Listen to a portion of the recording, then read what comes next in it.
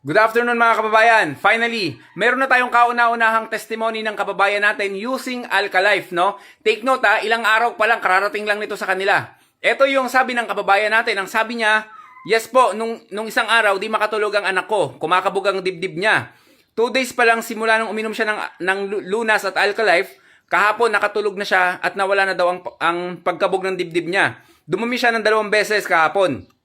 Tapos kanina, bago kumain, pinainom ko ulit ng Lunas. Tapos pinakatubig niya is yung Alkalife. Tumawag ako, sabi niya hindi na rin daw sumasakit ang dibdib at likod niya. Yun po ang sabi ng anak ko. Sana magpatuloy-tuloy ang paggaling niya.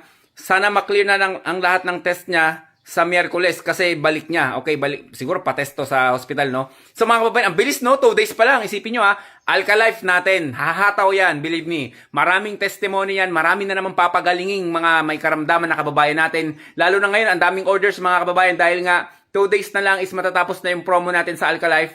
And then the best niyan, the best combination niyan is yung Lunas Herbal Capsule natin. Hindi pwedeng hindi ka dudumi sa ating Lunas Herbal Capsule. Kung hindi madetox sa katawan mo ng Lunas Herbal Capsule natin, ang lagi kong challenge is ibabalik ko ng 10 times yung pinangbili mo diyan sa produkto natin pag hindi ganyan napadumi. Yun lang mga kababayan, stay healthy. Ako si Chance at ako ang magsasakang gala.